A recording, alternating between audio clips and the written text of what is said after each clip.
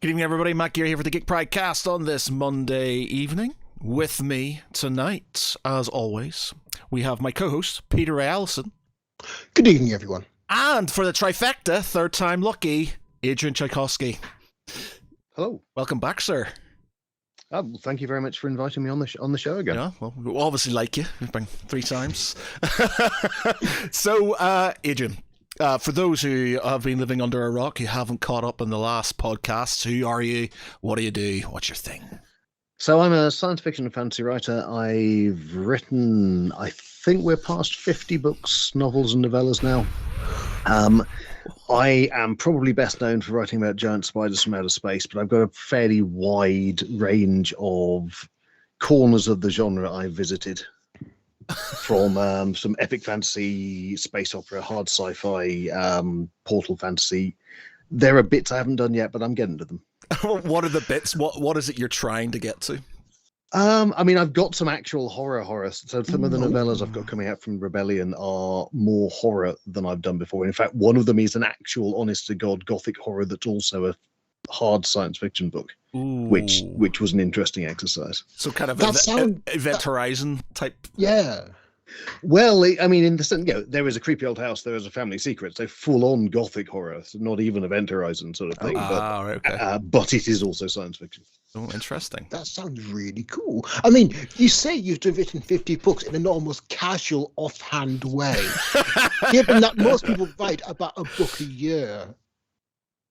Yeah, I was going to say you're definitely not in you're not in your 50s, are you? You're in your 50s. No. I mean, I have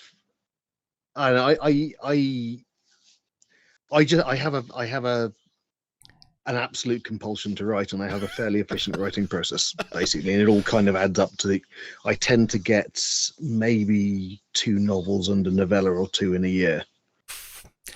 What you need to do is go to George R.R. Martin's house, slap him upside the head, and go, "This is how you write a book. This is how you do it." I'm not going to go there because I'm well aware that I'm an outlier, and I am. This is the thing that I seem to be able to do. I don't feel that it's a thing that authors should be pushing themselves to.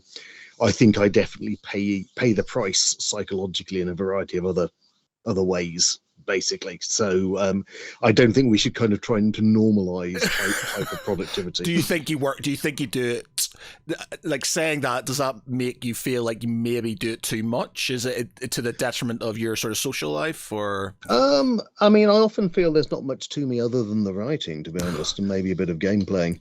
I mean, I can go about 2 weeks without writing something complete, new and original in prose, before I get extremely jittery, and that I think is probably not terribly healthy, but it is, as I've said before, commercially convenient. Do you find that? I mean, you said like you get like jittery after 2 weeks if you don't write anything new. What's the editing process like? Because I mean, like, if you're editing something, and the editing process does take time, especially in fiction. It does. Well, I mean, are we talking about my own self-editing, or are we talking about dealing with edits that I've had from a publisher? Both, really. So my own self-editing, I will usually, within that 2-week space, I'll have got through the book. I'll have read it through and produced an amended edit. Because one of the things I get out of my particular process is my first draft and my submission draft are very similar. I don't tend to do large, serious kind of rewrites, mostly because I think I plan a great deal or have a very clear picture of the world before I start writing. With edits from publishers, I'm writing at the same time, so I'll be writing in the morning and editing in the afternoon. Because with one of the downsides of getting that many balls in the air is you have to catch them all, and if I was stopping writing to catch them all, then I wouldn't write anything. Yeah. And do you find like you edit better in the afternoon rather than the morning, or vice versa? I seem to be quite flexible. So when I had a day job, I would write in the evenings, and then mostly I think because it's kind of my job, one of the jobs I do around the house is getting our son out to school. That means I'm up in the morning, and therefore I now tend to write in the mornings, just because it's then there is a space of free time. And sometimes I'll go in sort of early with him into Leeds and just get a double shift in starting at about 7 in the morning. So Yeah, I mean, work from home with the children. So as soon as I get up with the children, get them out of the house, laptop on, cup of hot drink, and away I go. So yeah, I can generally relate to that one. I'm jealous because my motivation, it, I get distracted way too easily. So being able to sort of focus on something like that, I find quite impressive because I just can't get myself to do it. Well, I get out of the house. This is the other thing. So I'll go into our local village, or I'll go into Leeds, and I'll sit down with a set of good headphones and some music, and basically write in a coffee shop. Do you not get distracted by music or anything? Like I know. No, I use I find music helps me. I have like playlists of mood appropriate music, and it's something now I'm very used to. Weirdly enough, my wife is a music psychology academic, and she's actually going to be doing a study into writers and their relationships with music as they write, which should be really fascinating. Yeah, absolutely. Because I mean, when I'm writing, I can't listen to music that has words in it. I can listen to ambient. I'm very much the same. By the way, I'll give her your details so she can include you in a study. But yeah, I can't do anything with lyrics. It's got to be instrumental. But then most of my standard listening stuff tends to be like film soundtracks, computer game soundtracks. Yeah, that kind of thing. Yeah. I will listen to like pop music when I'm editing. Yeah, I think it uses a different part of the brain almost, because like you got the creative part, you kind of got that flow of words in your mind. When you're editing something, it's more analytical.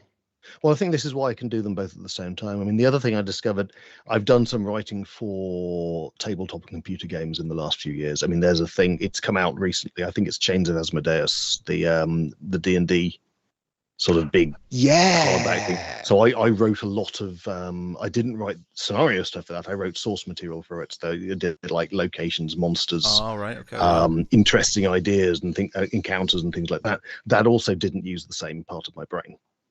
So I could write in the morning and do that in the afternoon, and it didn't kind of draw on the same well in any way, which was interesting. Like I've got I'm ADHD and ASD, and I find that certain, like, I can't, like, music with words and stuff, I can't concentrate with it on. If it's music I really like as well, and I'm doing something I'm meant to be doing, then I'm more focused on the music, and I'm just like, oh, I like that song and stuff, and it distracts me. But I find that if I have background noise, so music I like, but I'm doing monotonous sort of repetitive tasks, which I struggle with in general, I can just boss. I can just like I can do my house, I can do all kinds of things, and it's just like, as long as I've got that sort of noise going on in the background, for some reason it sort of cancels out the inner voices which are stopping me from doing things because they're distracted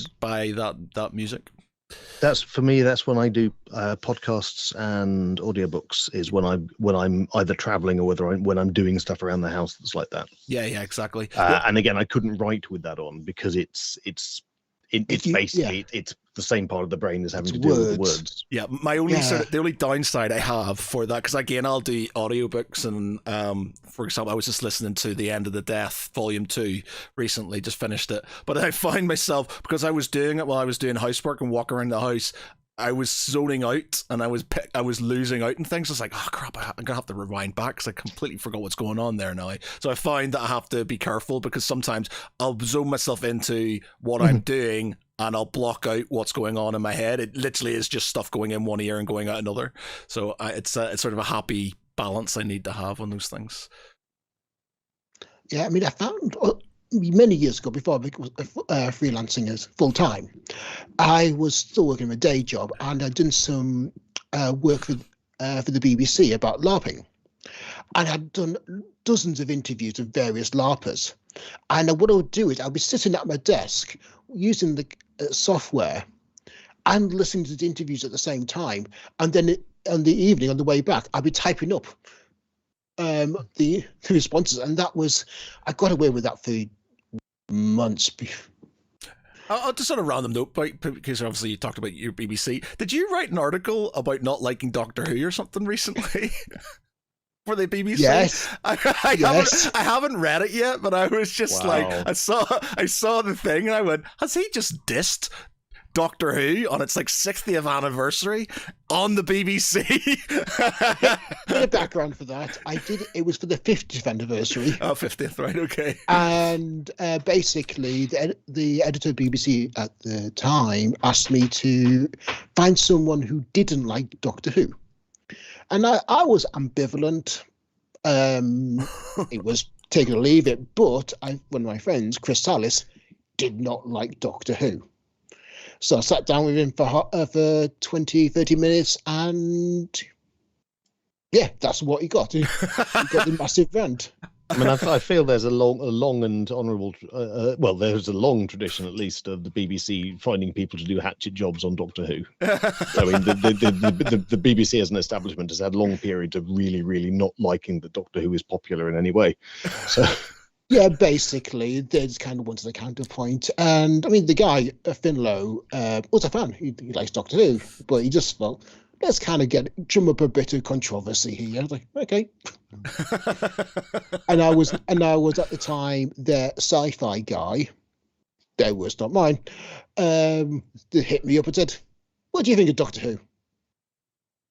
And then for a brief moment in time, I was the most hated person on the internet. And to be fair, it was kind of maybe justified. I have to say, Doctor Who does nothing for me. It's not been anything I've like. I grew up with oh God, what's his name? Sean Pertwee. No. How old do you think he is?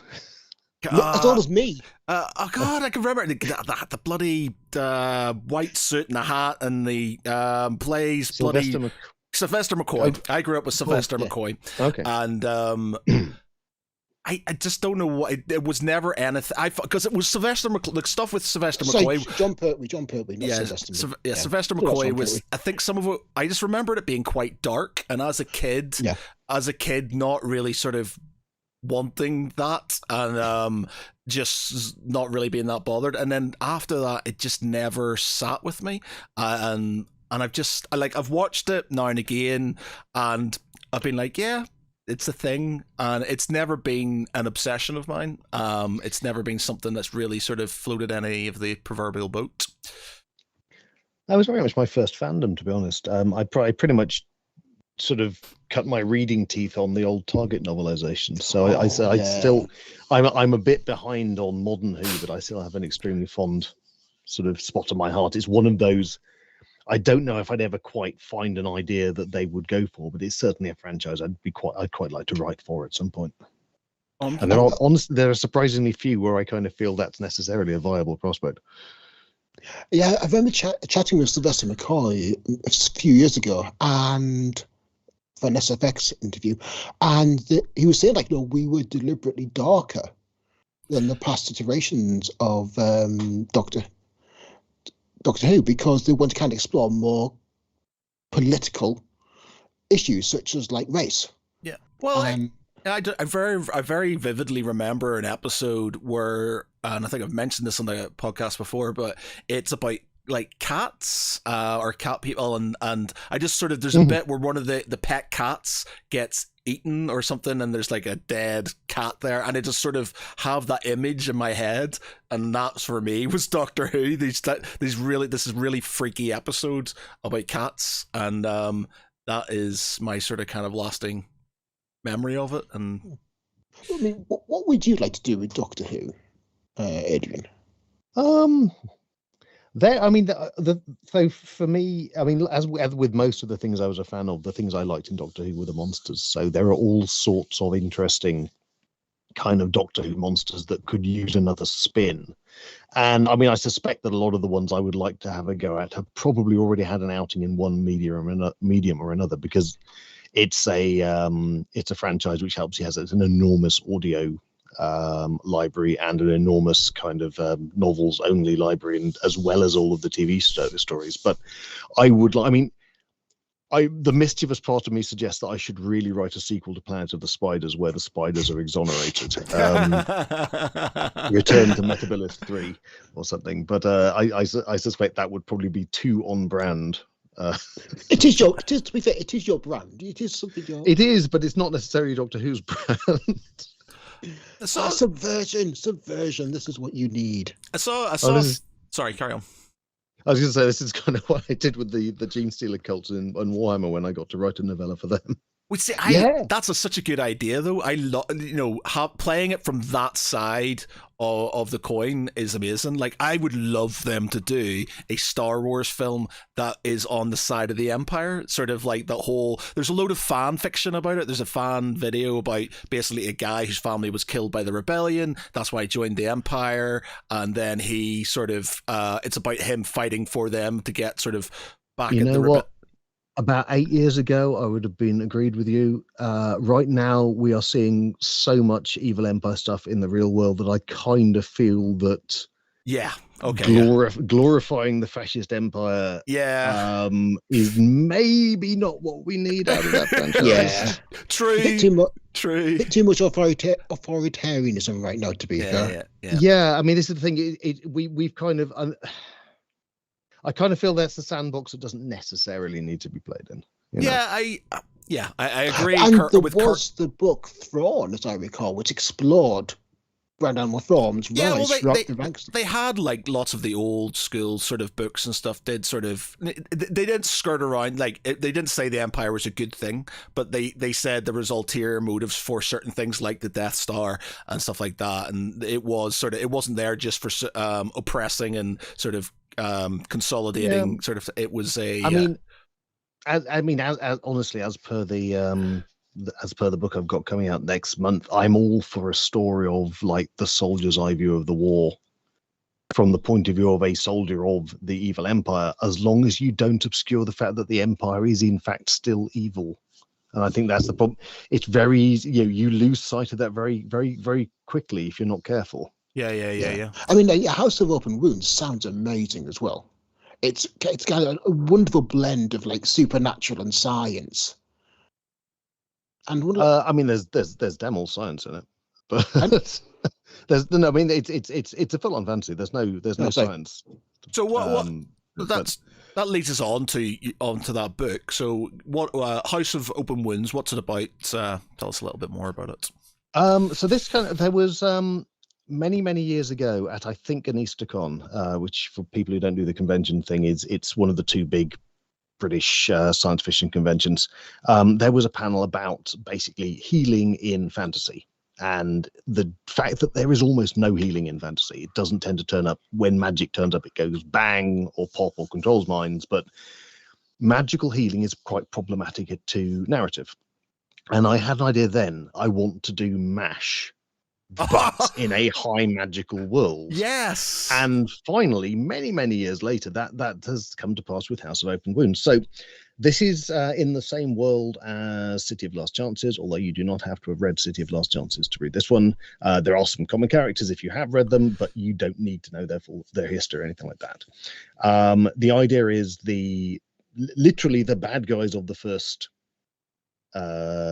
book, the occupying Palestine, are at war with another sort of comparable power, and we are seeing the war from the point of view of inside the medic's tent. You do not get to see battles, you do not get to understand what is being fought over or anything like that. You have a group of medical professionals of various slants who get to patch people up in the middle of this. It's almost kind of like a fantasy Napoleonic era war. It's very guns and troops and artillery sort of thing, but magical. The twist being that the Palestine as a culture are very, very against gods, religion, mysticism, anything that offends their idea of perfection, which is their big thing, because they are a philosophical empire. However, one of the things they kind of found as they conquered various places and exterminated various religions is some of these priests can actually heal. Some of these gods actually genuinely are quite useful. And so they kind of keep them around on sufferance so long as they keep putting soldiers back together.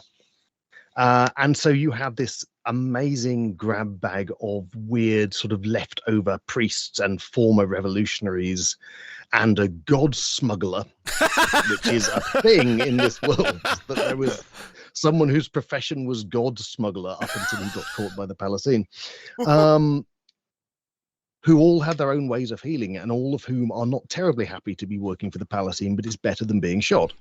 And the book kind of follows this basically found family of the medicos and their orderlies and various people in the army, as you see the war entirely from the point of view of the medical tent.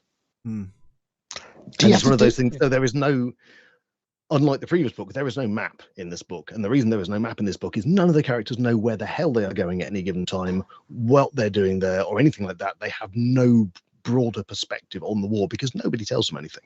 So how do you, that's obviously, with MASH, you had, lots of different sort of little storylines going to keep things interesting. How do you keep something that is effectively not based on a single sort of area, the tent, the Medicaid tent, how do you keep that interesting for an entire book? I mean, two ways. First of all, the medical tent is obviously a movable feast in and of itself. So the war moves about and they get dragged along with it. There is a development as the war goes on. The Palatine attitude to it and to them goes on. Various things that they are doing in a healing way, you get people turning up saying, that could be an interesting thing if we could deploy it against the enemy. Okay. And so you have this kind of rearguard action there constantly fighting against the institution that is employing them to stop their various tools and toys and indeed gods being used to prosecute the actual war. And at the same time, all of these, I mean, much like City of Last Chances, it is a bit of a mosaic novel. The point of view skips around. You get an intertwining of lots of little personal stories, and you see all of these people and their grievances and their pasts and their trajectory as the war squeezes them and where that leads them. And so hopefully it doesn't at any point sort of get stale, because the war is always changing and they are always changing as characters. Given that the intensely medical nature of the story, did you have to kind of do any massive research into like traditional healing? No, because magic. Hashtag magic. I mean, so for example, one of the characters is a sympathetic healer. So she will just lay hands on someone and then she will have their wounds. They will be fine. And then she heals herself at an accelerated rate. And so, there's no real way you can research that as far as real medicine goes, because none of it makes any sense. Yeah, but anatomy and things like that. I mean, I've got a decent sort of biosciences training. I know how the human body goes together in general, but also, I mean, the answer does tend to come down to magic. Well, I mean, having said that, right, so obviously, if you are looking at a battlefield in the real world, say 1800s or 1900s, or say 1700s, 1800s is probably better. The thing that kills you is disease. So here we have a couple of priests in the medical unit. One of them is a priestess of a fire god, and all of her stuff comes pre-cauterized. So there is nothing on the scalpels that is going to make you sick. The other one is a priest of disease god, which sounds like a terrible idea to have in camp, except that his god attracts all the disease. So none of the wounds go rotten. No one gets gangrene. The biggest cause of death in, say, the Crimean War just doesn't happen because his god is there gathering all the disease to itself as its kind of faithful congregation. So yes, to a certain extent, there is a connection to real world medicine, but mostly just so I can have fun saying, that thing that is a real problem in history just isn't an issue here because they've got this going for them. Yeah, so when you have kind of that magical element, you can just say, we need blood. Okay, magic gets some blood. And then you have things like there is a necromancy wing of the army. So there is this, and the chief necromancer is also the head of the military hospital. And there is a constant tension where she keeps leaning over and saying, you don't think you could heal them a little less because we're a bit short of bodies in the necromancy wing. And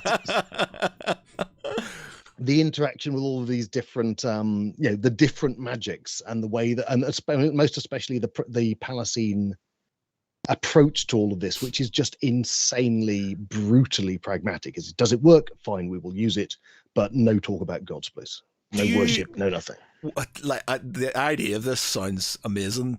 Would you have to sort of would you have to understand the rest of the books within that sort of scene, or would you be able to pick it up and understand? It's absolutely pick upable on its own. The way I'm trying to do this this series, which may run to 5 if they'll let me, is that each book is going to be independently readable without having read any of the previous ones.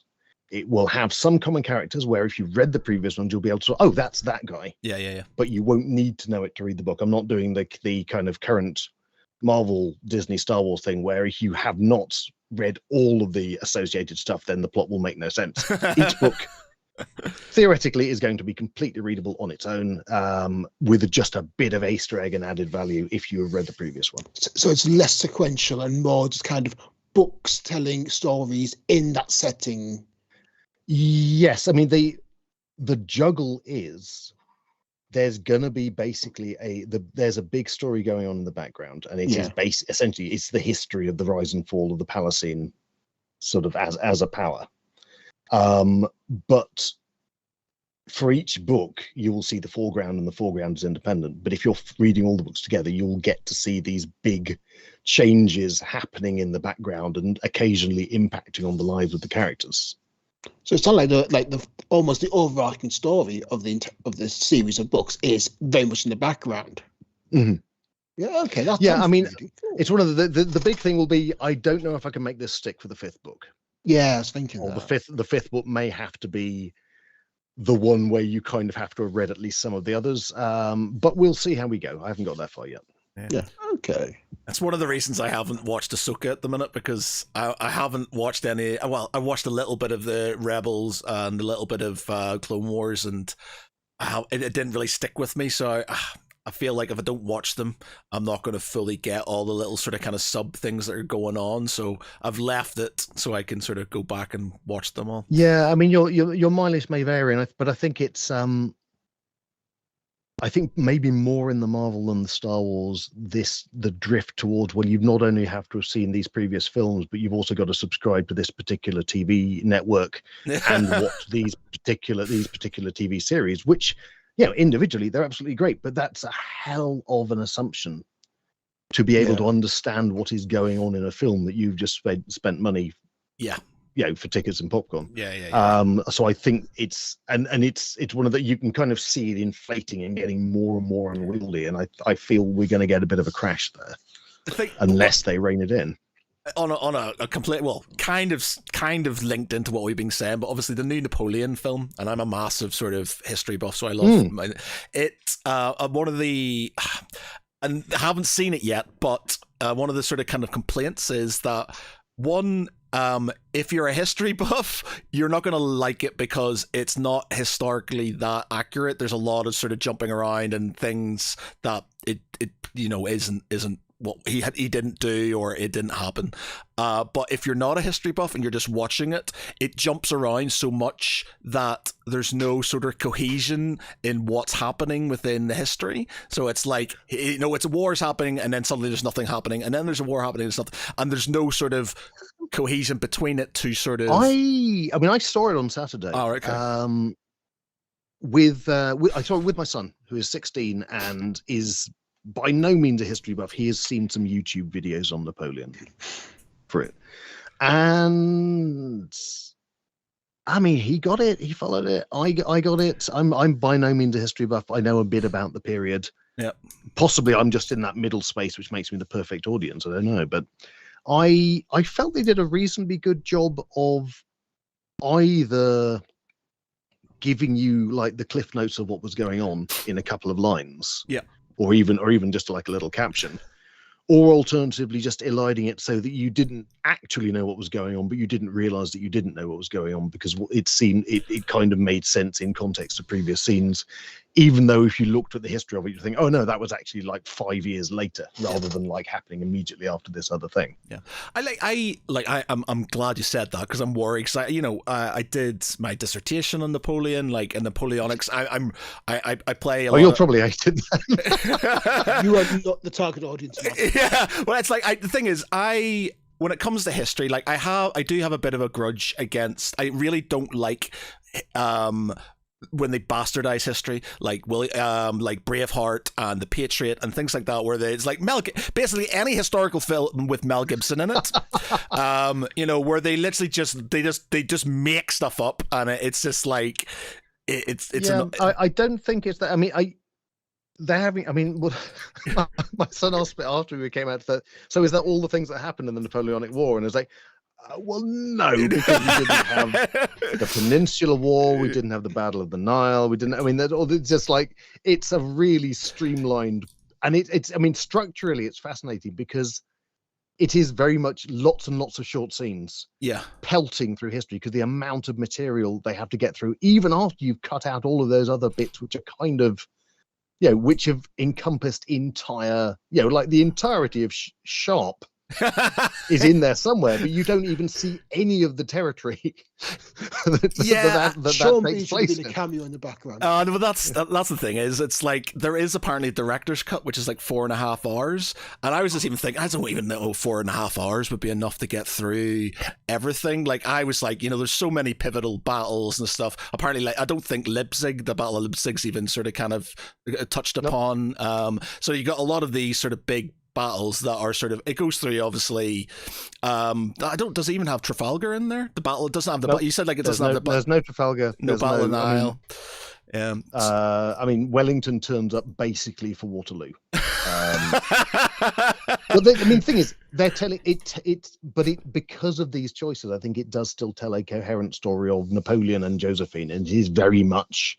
It is Napoleon and Josephine, and that is what the focus of the film is. Yeah, and like that's, if it's like that, that doesn't bother me. It's when they just make stuff up, like and when they change history. I can't remember the name of the film because I refuse to watch it. It's basically about it's about an American submarine that captures the Enigma machine, but it was really a British. Well, I think that is Enigma, isn't it? No, it's called JU something or other. I think it's the name of the boat. Yeah, it was to the point where they had it in Parliament, where they were outraged. Where it's like this, which when they do things like that, I can understand small changes. Like, for example, from what I've been told, like they shoot. Napoleon shoots a cannonball at the pyramids, which never happened. But I think it's more of a thing that's like, it was to get over the whole like conquest of that area and stuff, and sort of show up impactfully. So small things like that don't really bother me. I can get over as long as it's a good film. It's when they change things like dates and like overly sort of things. Well, this never happened. Like, I know Napoleon never met Wellington, but it's not something that's going to bother me that much, as long as it's not a huge mass, it's not a huge thing, it's not going to bother me. It's just when they change things majorly and they're just like, so you don't think Napoleon was kidnapped to St. Demas. When Ziggy Piggy, Waterloo. Man, yeah, but yeah, I'm glad, because I really want to see it, and I've just wanted a Napoleon, like the Waterloo, the old school film. I love that film, and Sharp. I was a massive Sharp fan. In fact, I've just listened to the last Sharp, this last Sharp book that's came out. Yeah, I love it. It's like one of my favorite sort of eras, and I was just like, I just want this to be so good. And then when I was hearing mixed reviews about it, I was like, no. So I've been really like, I haven't gone to see it yet because I don't want it to just make me sad. And I'm kind of thinking maybe I should just wait for the 4-hour thing to come out, and then maybe I'll feel a bit better. But well, from what you said, Napoleon and the other 8 all go all the way to Mordor. Yeah. I'll watch that. So I'm just like, okay, yeah. But and the giant spiders. Yeah, like if they did a series, like it's because it's so massive. Like it's the Napoleonic Wars. We did do a series called Sharp. I know, but do you want the? I love. Well, there must be a full-on, 50-episode French TV series on Napoleon, surely. I don't know, to be honest. Obviously, there's There's your homework. there was the what's War and Peace. They sort of dramatized. Oh, the BBC adaptation of War and Peace. Yeah, they did War and Peace, Yeah, which was good. Yeah, it was good. I think there was an older version of War and Peace, I think from ages ago. But it's just like Sharp, which I love, but it's so low budget. It's like, you know, you got the same sort of stunt guy playing a French guy, and then suddenly he's a British soldier, and then he's somebody, and he's died a million times, and he's always got this dodgy mustache on, and it's like, oh, he's French, he's got a mustache. Oh no, he's not. He's just a young face guy, and it's like the Battle of Waterloo. There's about 10 guys standing on a hill, you know, Vive la France, and you're just like, I love this just because, you know, I grew up with it, but it's just so small. It doesn't sort of encompass what the Napoleonic Wars were, these massive, huge engagements and stuff. So I kind of just wanted something that was epic, like the Waterloo film from, you know, so was it 70s, I think, came out in the 70s. Yeah, something like that. So when I saw some of the battles, I was like, oh, this could be good. So I'm a bit worried. 2002 miniseries, apparently. Oh, that's going to go away after this podcast, and then we do watch it. What does it say? Somebody says on YouTube, are we talking about the recent Napoleon movie? I heard it was a low-key a softcore adult film. Okay, not particularly. I mean, there's some sex in it, but like I say, it's the Napoleon Josephine relationship is a big focus of the film. Well, yeah. So it feels like the they did get it on historically. They did get it on.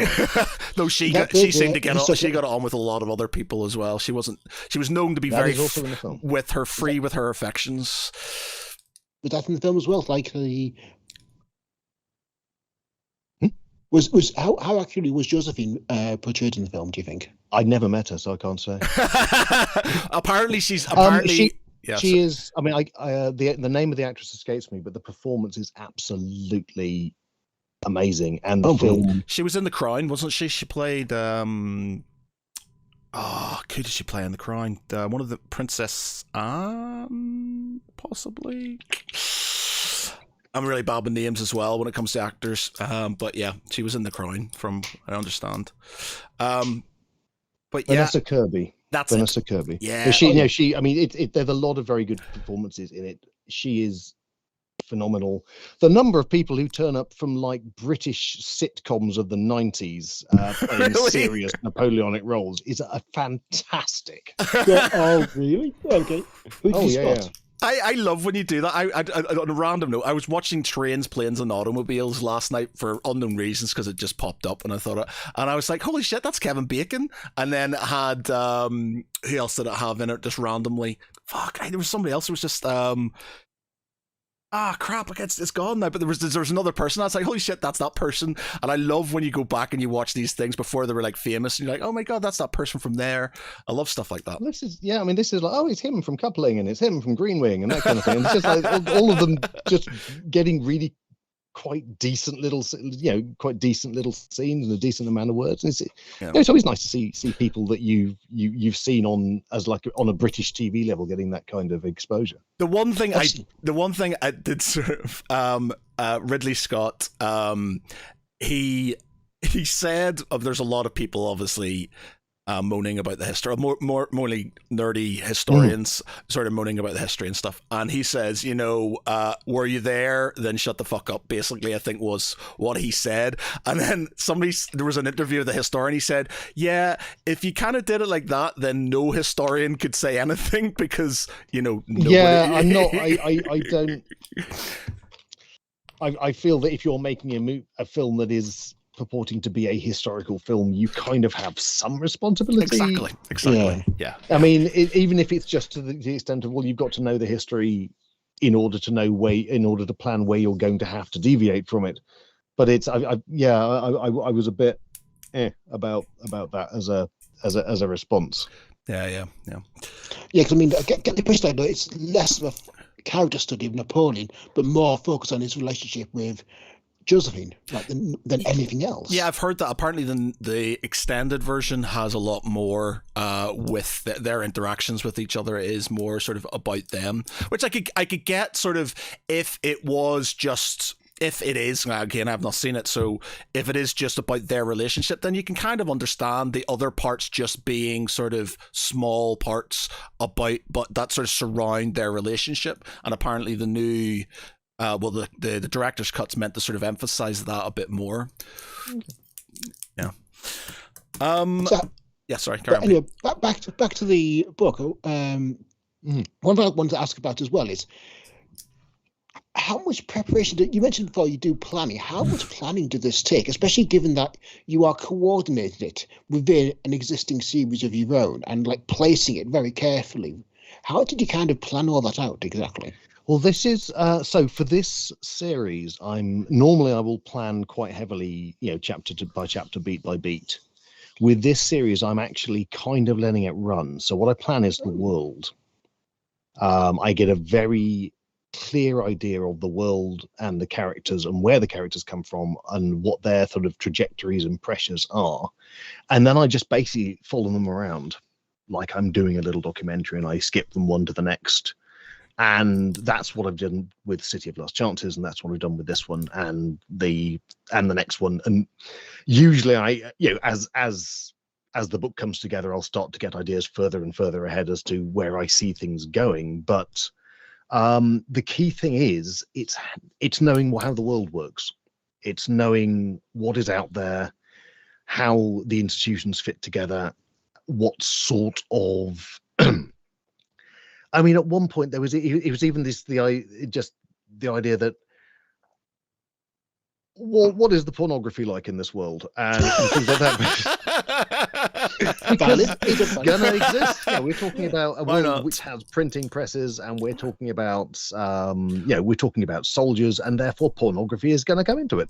But it's, if you have that kind of very solid grounding in a world which all fits together very nicely, then the world will tell its stories ideally, and you can basically just record the stories that the world is telling to you. And that's how this book has worked out.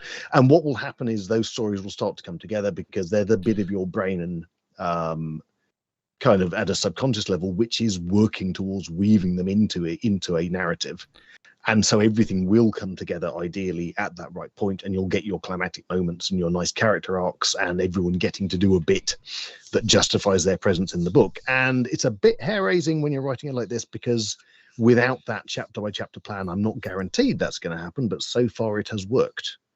Interesting. I feel like almost like you basically get all the planning done, then wind it up and just let it play out. Yeah, I mean, ideally that's how it goes, and you don't.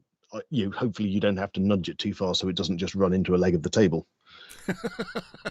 Yeah, I mean, also one thing as well is like the perspective of the characters is very much in the midst of this war, and it feels like there's been almost a shift in the fantasy genre for kind of going for that more grounded, grunt level perspective rather than being the leaders. We've been having that for a while. I mean, this is I think I don't think I'd be writing this without a lot of the 90s kind of gritty, grimy fiction, because in the big heroic stories, you always kind of know why you're doing a thing. So you know why the magic sort of thing has to be done to defeat the Dark Lord so that the X can return and everything can be lovely again, etc., etc., etc. Whereas, I mean, one of my kind of, I think, biggest kind of reading revelations was reading Abercrombie's The Heroes. And you have so many battles in that where basically no one knows what the hell is going on. You have the commanders not knowing what the battle is doing, and you have people on the front lines.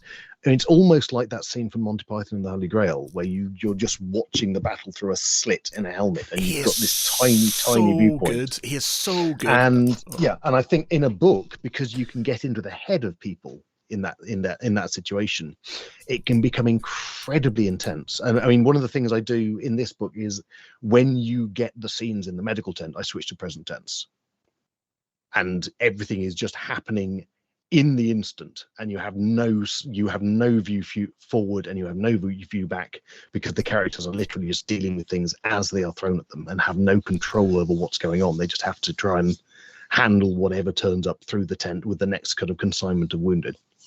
And it's that, but in that, I think I am very much building on this tradition of the fantasy books of the 90s and early 2000s, which were very much bringing things down to that basic level, to that idea of very kind of personal, not necessarily laudable character goals. And just that kind of that grimy fight in the mud where everyone is just trying to get hold of the one knife and they keep dropping it on the floor. So how do you, because obviously it's magic, and magic is literally we touch a thing and you're sort of you get D4 health points back, but how do you give that sense of, I'm assuming there's going to be chaos, there's the battles coming, wound is coming. Do you have sort of like a triage? Is there sort of like certain wounds can't be There is with? absolutely, yeah. I mean, so the chief of the medical unit is a character called Ollery, or the Butcher as he is known, and yes, his role is basically triage. He is an alchemist. He dispenses the painkillers, and he dispenses the kind of the uppers that keep the medics going after 40 hours of surgery, and he looks over the wounded and decides who can be saved and who can't be saved, and who is urgent and who can wait. And sometimes he gets it wrong, because that's life. And he has his black flask that he gives to those who can't save, and they get marked on the forehead, and they're the ones that go to the necromancers. And that's the choice he has to make every time there's a battle. Wow. Okay. Yeah. But I mean, one of the things with the magic in this is this has inherent limitations. So, for example, when you're the sympathetic healer, you literally get full. You have, I have now ruined all of my limbs and burned most of the skin off my face and taken a wound in the gut. And it's probably about time I stopped, because if I do anyone else, I'm going to die. And again, you see, she's got that character has like a core of students who are trying to learn the art from her, and they don't necessarily get it right all the time. So sometimes they overdo it. And so sometimes it's her students being carried out to the necromancers instead of the casualties. Well, that's a really good angle. And also we have a character who is one of the characters we meet in the first book, who turns up again for this. He is a priest of a healing god. He is the sole remaining priest and indeed worshipper of this healing god. This healing god does not have any truck with soldiering or violence. If you are healed by him and you do anything, you so much as poke someone in the eye, all of your wounds come back. This is a really terrible thing to have in the middle of a battle. And so you get all of these different kind of schools of healing and these religions and all of these things, which are, as I was saying, are basically under threat of execution just for existing, because the Palatine do not officially hold with any of them, and none of them really suit the situation. So it's a matter of, well, what can you do? Who can you patch up? Who can you inflict your religion on in order to save their life, and what happens to them next? I am sold. I'm completely sold. It's like, what an amazing I mean, idea. I've got to say, I genuinely think it's some of the best stuff I've ever written. It sounds like you had a lot of fun writing it as well. I had a lot of fun, but it's also it is full on emotional trauma of a way at a level that I don't normally get to, because these are not, these are characters who are in a war, a spectacularly brutal war, and they're not soldiers. They're not actually your standard heroic character. They're not even the clueless guy in the front line. They are basically having to deal with the trauma just being unloaded on them all of this time, and also with the potential threat that at any moment the whole Palatine institution might say, yes, ideologically this is not something we're going to keep doing, so you can have them all shot now. Yeah. That's right up my street. I love that sort of thing. Do you have to deal with like them healing soldiers from the other side, from the? They don't. I don't think they at any point get any soldiers from the other side who aren't, say, we need this one packed up so that we can horribly torture things out of them. So that is somewhere it could have gone that didn't quite get fitted in. Yeah, because that would kind of throw up a whole lot of kind of social, political, ethical issues as well to explore, and would be, yeah, it would. I mean, did you kind of have like a set word count when you were kind of writing this, or was this we'll see how far it goes? I mean, I think with this book, word counts were to me what deadlines were to Douglas Adams. The word count kind of zipped by somewhere in the middle, and so it's a bit of a doorstop size. It's a big book. It's one of the biggest books I've written for a while. It's I can't quite remember what it clocks in at, but it's I think it's a bit longer than City of Last Chances, which wasn't small. And yeah, I mean, your books are like they are good chunky books. I mean, yeah, my science fiction is getting shorter. Actually, a lot of the science fiction I've got coming up is clocking in around the 100,000 word mark, which for me is relatively short. Is there any reason do you think for that kind of shortening? I'm not sure. I mean, part of it might be because I've done a lot of novellas. I found I've got into the habit of exploring sort of complicated sci-fi ideas in a lot fewer words than I'd normally take. And I think that's then carried into books, so that next year's Alien Clay and Servant Model, they're all about 110,000 rather than, say, Children of Time 150,000. Yeah, I don't think I could have slimmed that one down, to be honest. Yeah, I mean, that was a chunky book and a glorious read, but also there's a glorious weight to it as well. And I mean, like, this comes on to like,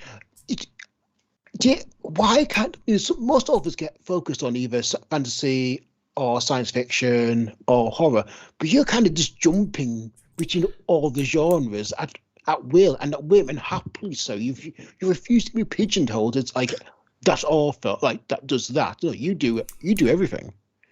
I mean, I try. I had to fight for quite a while to get a decent fantasy series out, because I was very much known for science fiction, and so science fiction was what publishers wanted of me. So I was absolutely delighted when I got the chance through Head of Zeus to do City of Last Chances, and delighted it did well, because I really enjoy writing fantasy and I really enjoy writing science fiction, but they do tick slightly different sets of boxes. Mm-hmm. So I am enormously grateful that I've got the privilege of being able to skip from one to the other. Do you find you have it's kind of almost a different headspace when you're writing the different genres? There's a bit more freedom with fantasy, I think. I can if I'm creating a fantasy world, I can go wherever I want. If I'm creating a science fiction world, if I'm creating a hard science fiction world, at least, I very much got that left wall of what is the currently understood state of this particular branch of science, and that's what I need to work with. And then space opera fits somewhere in the middle. So the Final Architecture series is very much, it's science fiction, but the science in the books is by no means actual science. Yeah. Hashtag Space Wizards. Yeah, I mean, like, if you look at like what was your approach to defining the magic? How did you develop a magic system for House of Open Wounds? So, I mean, I had the advantage that I'd kind of seen how the magic shook out in City of Last Chances. So there is a certain feel and a certain kind of structure to the way magic works. I guess the two parts of which is, first of all, it's magic with cost, which is a fairly common thing you see in books. So you don't get anything for free. Either there is a god limiting what you can do with it, or there are just inherent bargains. I mean, sometimes literally, because you get a lot of demon summoning in this world. You see it, and because it is that kind of world, the demon summoning is used in very pragmatic ways. So in City of Last Chances, the demons are the things that are powering your factories, basically. So you have industrial demon summoning, and you have a demon summoners union and things like that. And in this one, obviously, you have a military demon summoning. So there is a demonist with the company, and he's a spectacularly unpleasant character. But it's his job to just mass contract demons and send them out as kind of a bullet screen, so that the human soldiers can close. It sounds almost like an element of absurdist humor running through this to an extent. I mean, kind of, yeah. You there is certainly a lot of, especially when you get. I mean, honestly, one of the things when I'm writing bleak, I also try and write funny. And Yeah. there are never so many jokes and humorous moments in my books as when I'm writing about something that is truly sort of tragic and appalling, because I think you need to leaven it. I mean, this is another thing I think that Abercrombie does extremely well, is he's often a very funny writer because he is also writing about profoundly bleak things that you need to take the edge off. Yeah, agreed. But he's just like I got into him late, just because my boss sort of said, you need to read the First Law series, and I was just blown away how he does battles just so in depth, and battles are hard, I think, for any writer to do, but he does them in such a way that keeps you sort of engaged, but shows how chaotic things are, and just the whole thing is done so beautifully. But there is that sort of humor to it, which does take the edge off it slightly without blunting it. It's not like there's certain things like what the most recent Thor film, for example, had like gore was such a the darkness that they had, like his character would have been amazing, but it was completely blunted, and the edge was taken off by the slapstick comedy that was thrown around it all the way, and there was no balance whatsoever. But there is sort of like, he just seems to be able to give you that sort of, there is a bit of not it's not comedy, but there's a bit of lightheartedness within it, but it doesn't blunt the edge of the whole thing. And he does it so well. It's so well. It just the way his characters are and the way they act, and just the whole thing. He's amazing. Blows my mind. I've read all 9 of the books, and amazing. Yeah, I mean, like the approach of humor, like you have to kind of manage it very well to make sure you're not kind of taken away from the bleakness. Would that be fair? Yeah. Well, the thing is, I mean, I think there's a certain style of humor that complements it, though. I mean, you see it in Lynch, you see it in KJ Parker, you see it in Abercrombie, and it's. I mean, with me, I mean. I think it's probably, I've used it more to date in the novellas, like Walk into Aldebaran and One Day All This Will Be Yours. In One Day This Will Be Yours, I'm talking about there is a war that literally broke time. The entirety of human history has just been wrecked, and the one person who's kind of come out of it is this really quite horrible person whose mission is to make sure that nobody ever invents time travel, and he does it by murdering entire civilizations to stop it happening. And it's funny. It is my funniest book to date, and similarly, because it's kind of got to be, because otherwise it would be awful. And similarly, so Service Model, which is coming out next year, is basically, it's a book about a robot butler, or robot valet, in fact, trying to work out what he's supposed to do now that human civilization has completely collapsed and gone to crap in a variety of really quite appalling ways. And again, it is the closest to Douglas Adams I'm ever going to get as a writer, because what's going on is so incredibly horrible. But of course, you're seeing it all from the point of view of a robot that does not in any way understand what's going on. And so it is just this constant string of bathos as this robot tries to make this utterly collapsed world fit his idea of being a rather high class sort of posh servant robot. It almost reminds me of not Douglas Adams, Charlie Strasser's The Laundry Files, where you have got like the kind of tentacle monsters from beyond space and time meeting the banality of the kind of the bureaucracy and having to file the right paperwork so that you can defeat the elder gods properly. Yeah, I mean, it's absolutely, and I think again, it's one of those. I mean, I think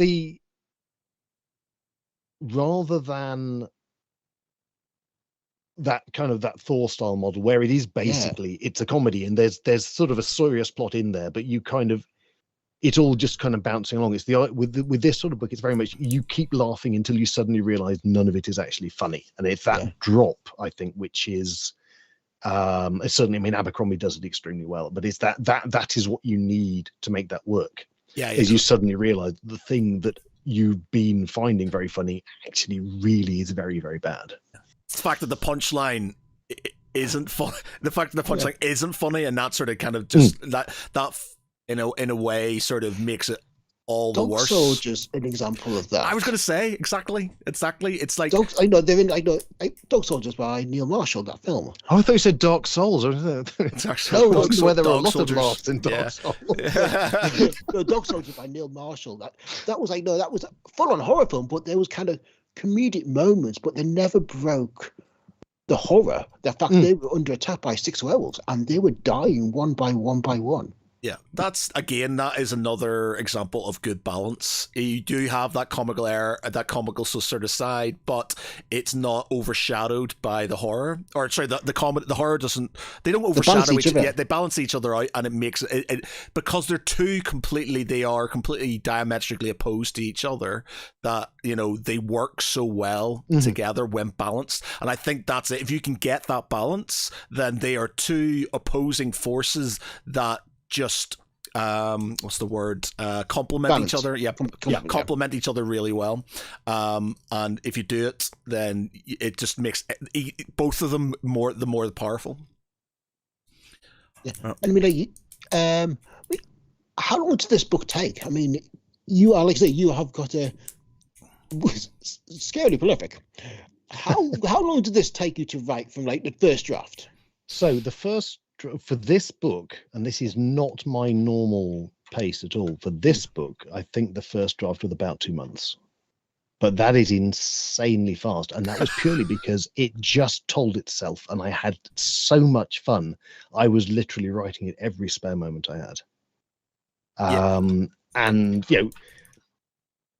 in contrast, the book I've been working on now at the moment, which is considerably shorter, has been going on for many more months than that because it is much harder to write. It's it's got a variety of different directions it's pulling in, and keeping those balance is very difficult.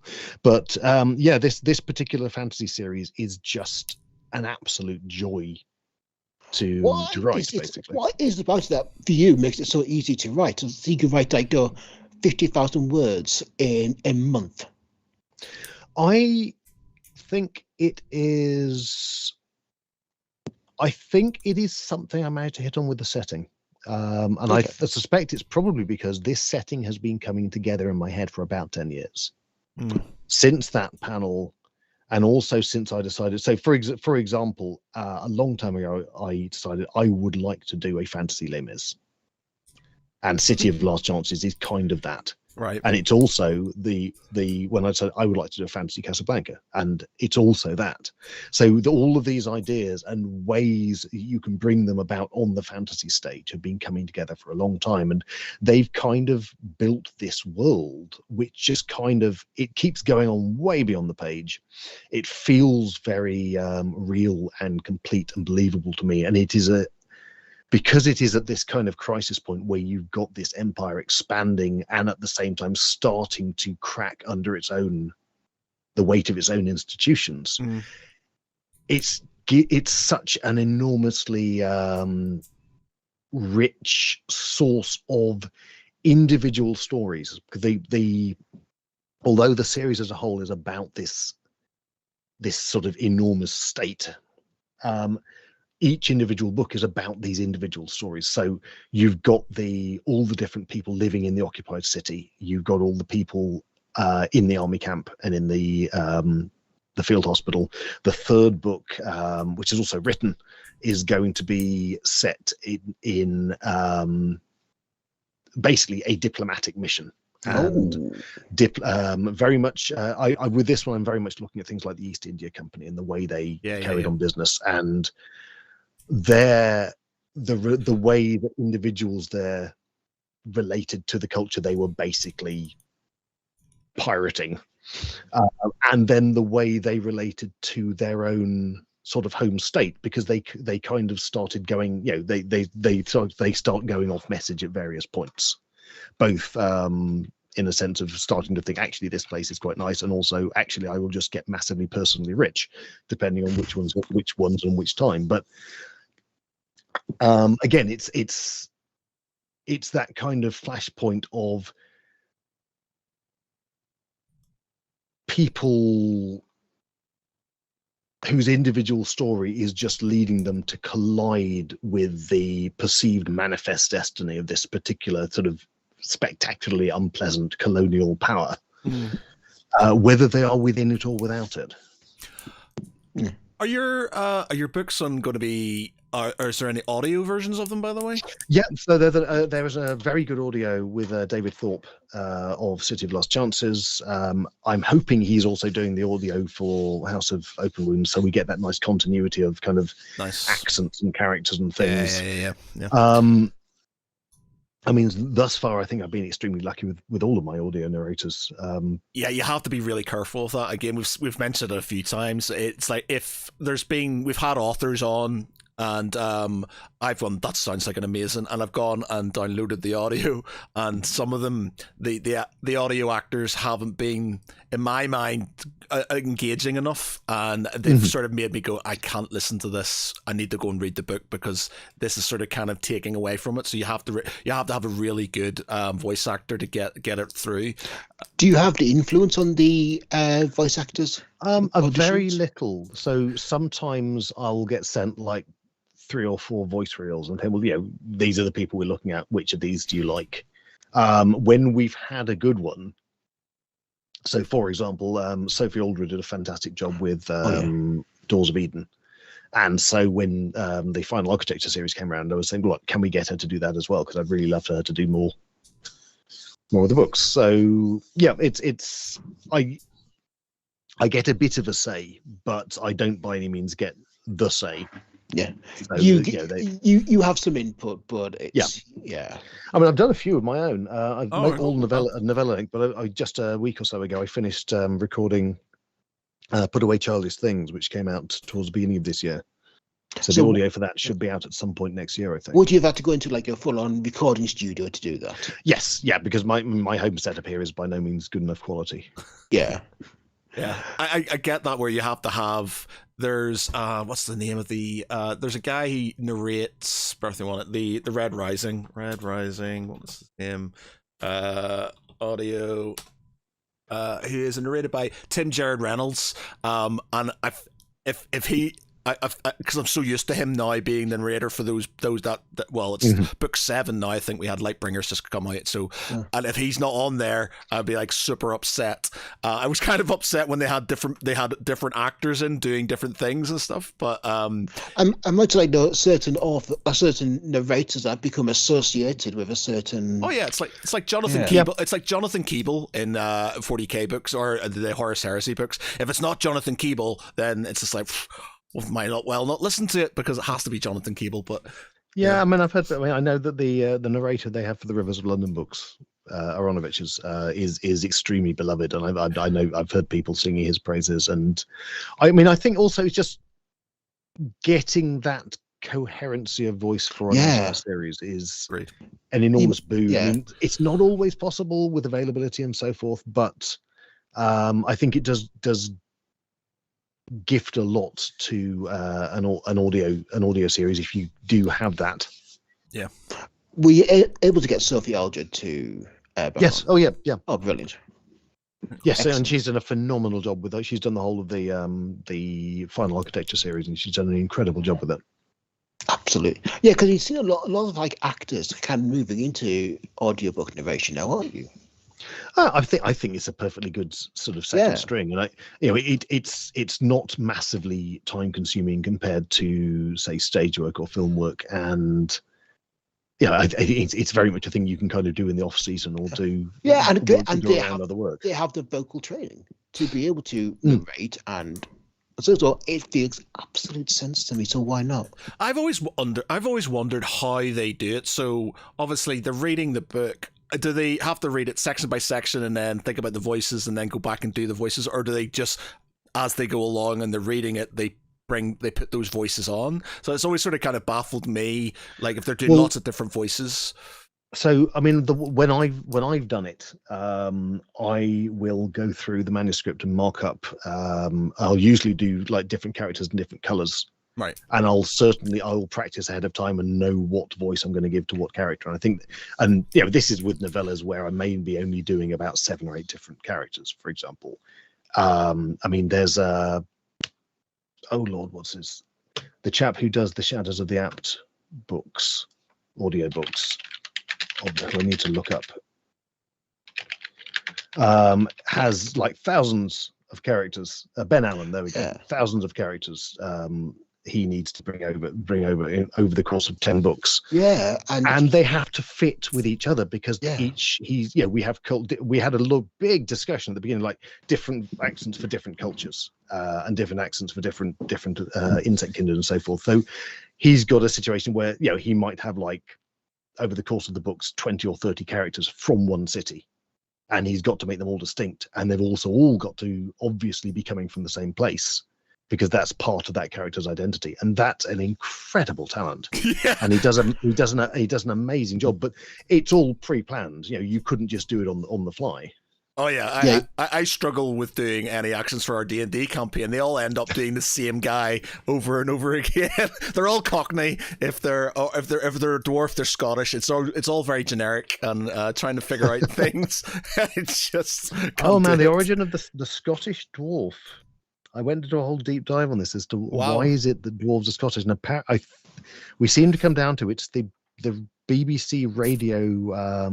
I think Lord of the Rings, where Gimli is Scottish, and that because I think they're all dwarves. Aside from Warhammer, where I think they tend to be a bit more Yorkshire, dwarves are almost universally Scottish, which kind of ties Welsh, I suppose. Yeah, which ties in with the recent Lord of the Rings TV series on Prime, where they all had very strong Scottish accents. But then that's in the films, John Rhys Davies is doing a Scottish accent. Exactly, yeah. Gimli and that. Yeah. But I think this all seems to be following on from the original BBC radio adaptation. I'm quite impressed with sort of the Horus Heresy series. Jonathan Keeble does. There's like 3 Northern Irish characters and stuff. So he does like some Northern Irish accents for some of them. Like there's a Princep, he's a Northern Irish. They've even got a Dark Eldar character. He's got a Northern Irish accent, and he does sort of different accents for different countries and stuff. And I think that's amazing. That's really good.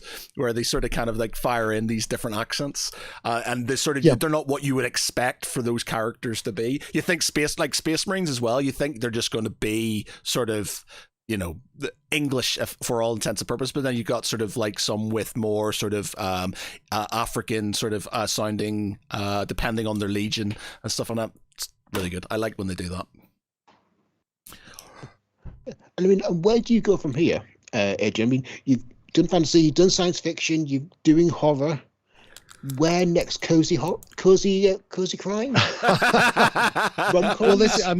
I think I'm never going to be not speculative in what I find. I mean, certainly as a reader or a consumer of stuff, I usually need some sort of speculative element to keep me going. So it's certainly the case when I'm writing. I'm sure there are going to be corners of the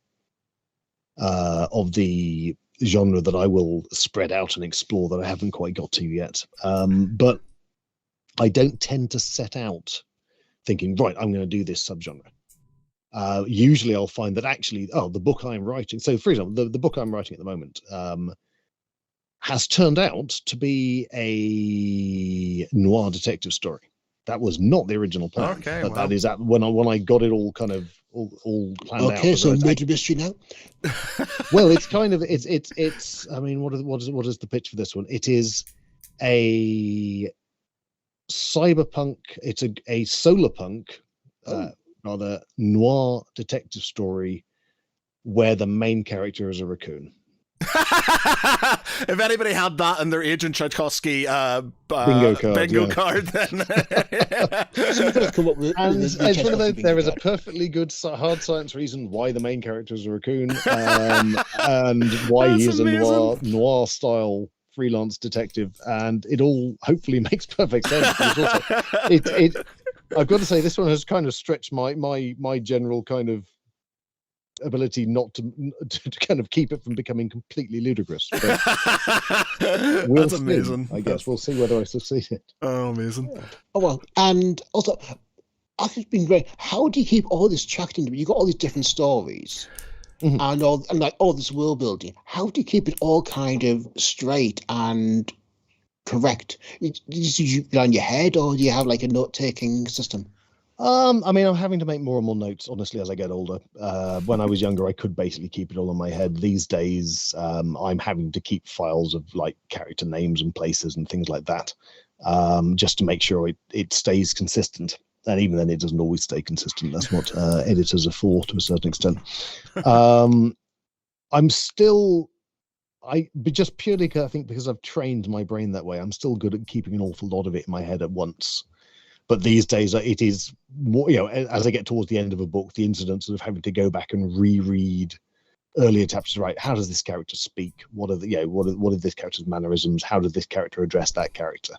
And that kind of thing. I do tend to have to go back and double check. And never discount the joy of a good editor. I mean, before anything gets published of mine, I always pass it past Curlier. Well, I mean, I am very well aware that I need editing. I don't. Yeah. I mean, I'm not necessarily happy to be edited in the moment, but in the aftermath of it, I'm always very aware that it needed doing. So, yeah. Well, the first draft is the first draft for a reason. That's where you kind of get the ideas down and get the basic core thrust of it, and then that's when the editing plays are tightening, loosening, expanding, condensing as it evolves. But yeah, it's. An editor is just essential in anything. I mean, if it wasn't for Curly, I wouldn't be here, to be fair. I mean, do you have like any kind of pre-editing readers in mind? Not always. There is. It's not uncommon that there's some particular point I need a fresh pair of eyes on. So, for example, for the third book in this particular fantasy series, it's got a number of characters who are returnees from previous books, and I really wanted to make sure it wasn't going to be one of these where if you hadn't read those previous books, you'd be naggingly aware that you were supposed to recognize these characters in that kind of Star Warsy way. Yeah. And so I've basically found people who hadn't read the first book and said, right, would you read this just completely cold? Does this work on its own? Do any of these characters seem like you're supposed to know who they are? And they came over and said, well, I wasn't quite sure. I wondered if this or that character and that character were from previous books. And actually, no, they weren't. They were absolutely they were original to that book. So obviously the problem I was worried about didn't exist. With the more hard science stuff, I will usually try and get a scientist of the relevant specialization to read through if I can find one who's got the time. And sometimes it's the matter of, right, I am worried about this particular issue, which I hope I have treated sufficiently sensitively, but I will try and find at least one person to read over it and make sure I'm not being wildly and unintentionally offensive. So. Yeah. I remember at FantasyCon last year, there was a great panel about race and colour in fantasy and science fiction with C.C. Adams and a few others. And yeah, they really made some good points there. And I was kind of right, yeah. And it's great. It's some fantastic points. And yeah, it really does get some people to have a quick read through. Just make sure you're not being horrendously offensive. Yep. Well, they've got that thing talking back to Doctor Who. They're changing Is it Davros? Is that the name of the character? Yeah, because they're moving him away from being in a. Oh, are we getting buff Davros now? So yeah, he's not going to be in a wheelchair because they don't want to show that anybody with a disability is evil effectively. So yes, I mean this is. Yeah. This is so this is a genuinely very, very tricky point because you are simultaneously destigmatizing disability, but you're also then erasing it. Yeah. And it's really, I mean, I think disability in particular. science fiction and fantasy has a very peculiar relationship with disability, because especially you get to the point, well, this is obviously a science fiction world, and therefore X disability doesn't exist, and that is in itself problematic. But at the same time, you kind of think, well, medical science is striving to do things, and what do you do with that? With that sort of that particular vice? Yep.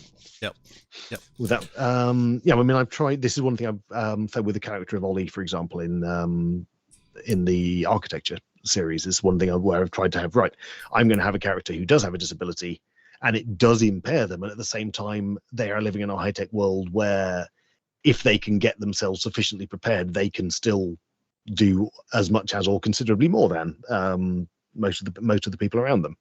But it's a tricky thing to do. And obviously in fantasy you have the same thing potentially with magic. Yeah. Depending on what your magic can or can't do. Yeah, it reminds me of like The Expanse, when in one of the early seasons, one of the characters was blind, the blind cameraman for the news anchor on the Rocinante. And yeah, basically they treated him as if he was an able-bodied person. He was only able to see through the drones. So basically, when they found out that the cameraman had sabotaged Rocinante, they chucked him at the airlock, and chucked his partner, the newscaster, as well, because he needs help to get into the spacesuit. So you better both go out. And it was great. They didn't care that he's blind. They cared that he'd sabotaged the ship. Mm-hmm. Yeah, it's one of those ones. It's always going to be a strange one. You've got something that's being sort of entrenched within Doctor Who for a long time, as far as I understand, and then they change it because they don't want to be offensive to people. Yeah. But then it's like, it's again, it's one of those things. It's like, again, are you raising, like you said, are you raising something, just because you don't want to offend people, and are they going to be offended in the first place? And it's just sort of, I think it's more about covering their back than anything. I don't think it's about sort of equality or anything. I think it's more the fact that they reckon somewhere down the line somebody's going to turn around and go, well, that guy's in a wheelchair, and therefore you're being I don't know. I mean, I will absolutely believe that decision is coming out of someone absolutely trying to do the right thing as they see it. It's just that it is not it's not a binary. It's a very complex, there is no simple answer to a very complex question. It comes down to really the specifics of what you do with it. But I mean, I think at the heart of it, it is that Gothic trope of this character is disabled and or disfigured, and therefore it is an outward showing of their inward evil, and that is genuinely problematic. And I think we probably could do with a lot less of that. So. Agreed. Yeah, agreed. Absolutely. And it also kind of reminds you of Mark Shodborn's Rules of Life, which was, life isn't simple. Simple answers are invariably wrong. And real life requires complex solutions. I find, like, I very much live by the sort of mantra that there's no black and white. There's always grey in life, in history. But there's society very much wants to have that binary. Good, evil. It wants the easy answers. It doesn't want that, and so that's the narrative. There's especially with what's going on at the minute, there's a lot of grey areas to things, and if you sit in the middle and you kind of go, well, I kind of see this and I see this, you're just like you're a bad person. Whereas you have to be on this side or you have to be on this side, and you've got to take it as it is. And it's like, well, I know that that's not how it works. There's a lot more complexity to things in general throughout history, and you can't just take a side because there's more to it. Yeah, I mean, I think it's we are running into a fundamental way that the human brain works that we can absolutely get past, but it is effort, it is work. Yeah, exactly. It is very much easier to take a simple one side or the other response to it. It's even easier if you're taking whatever it is, you're taking it from someone who's just giving it to you, telling you what you need to think this. And and that's energy efficiency, even energy efficiency in cognitive processes, is a very powerful driver of sort of cognitive evolution. Yeah, well, and that's okay. What's there's a documentary about a new cult, the Twin Flames or something, that's on YouTube, not YouTube, on Netflix at the minute, and it's basically people who are obviously going through a lot of problems, and it's a lot easier for them just to accept what they're being told than to question it and say, well, this is wrong, and it takes them so long to get past it that it's detrimental to their lives, to their families' lives, before they realize. And it's sort of anything in real life, you see it on all social media, on TikTok and things like that. Especially, and the one things that really wind me up are the ones who come to you with authority, and they have this sort of, I know about this, and this is this, and it's very much, this is how it is, and this is how it is, and they do it in a very affirmative, authoritarian way, and you can see how people just buy into it, because when I watch some of these things, I'm of the view you should always, and I was always taught this when doing history, you always have to look at the other side of the coin before making a decision about something, because there is always, that other second story. And you have this person who's sort of kind of dictating something, and they're doing it in a way you're like, that makes sense. That makes a lot of sense. And you have to use that mental capacity to get past that initial, I agree with him, to sort of see if there's anything more to it. And then it's a lot easier for people just to go, that guy makes sense. He's quite a nice fella. I'm just going to accept that and ignore everything else. Yeah. Critical analysis. Always informative. Yeah. And that, I think, is one of the problems with society in general. People don't want to criticize. People don't want to think outside of the box, basically. One last question, because you're a very busy person and we don't want to take up any more of your time, is how do you relax? Do you relax, for that matter? how does Adrian chill out? Yeah, what are you gaming at the minute? Yeah. Well, yeah, I'm in 3 different campaigns at the moment, role playing wise, and that's certainly one way I do. So I'm playing in a RuneQuest game, and I'm playing in a D&D game, and I'm running a Warhammer Fantasy roleplay. Oh, nice. But beyond that, I sketch, and I paint miniatures. Yeah, I've seen your sketches during Inktober were amazing. Yes, so anyone who follows me on Blue Sky will see those, or be able to find those. But I mean, this is kind of part of my own kind of unhealthy mental processes. Is if I'm relaxing, I kind of need to do something that has an end result. Yeah, creative, something creative. But yes, I paint stuff and I sketch stuff. So. What are you painting at the minute? I think the last time we talked, you were doing some Necromunda figures, I think, possibly. I've been doing. I've just finished off my Tyranids, and all right, nice. Doing. I think I've just finished. There's like an Orc Commando character, which I've just painted up, and now I'm building a bunch of Cities of Sigmar. All right, yeah, nice. They do some of the. That's the problem with Games Workshop. They come out with some nice models. You're like, oh god damn it! You're gonna pile. I'm trying to be brutal at the minute, especially because I've got the new epics coming out as well. So I'm just like, I've been all over that, but I've got loads of stuff that I've sold because it's like, these are never going to get painted. They're just going to sit there in a pile. As much as they're beautiful and I like the thing, they need to go. So I'm trying to restrict myself, so I can actually do some painting and feel like I'm getting an end result to it, instead of painting some of it and then moving on and then having just a box full of half painted stuff. I want to actually paint stuff and put it in my shelf and have something that's finished for once, instead of not finishing things. Right. Anyway, so we have House of the Open Wounds. When is that being released? I believe it's December the 7th in the UK, and I think it might be as late as March in the US. Oh, do we get to read it first? Yes. Yeah. And you've got service model. So service model.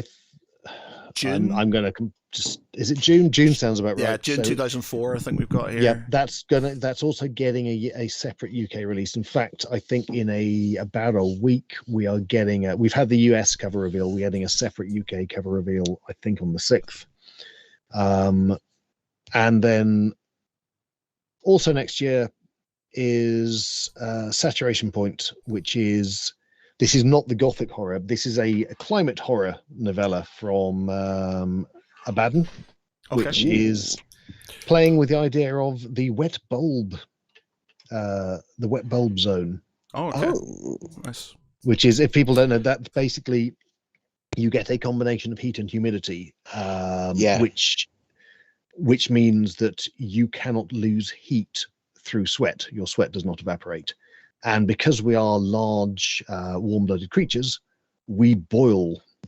We boil in the bag and die. Right. Okay. And that is a real thing. That is not something I've invented anyway. That's the real thing that is happening right now at various points for just brief moments. But the book posits the idea that, right, you will get a permanent wet bulb zone that humans literally cannot survive in. Awesome. And it's spreading. that's great. Yeah, brilliant. Right, well, it's been an absolute pleasure. Come back for the fourth time when you will no doubt hear from you again with the amount of books that are coming out. Yeah, come back.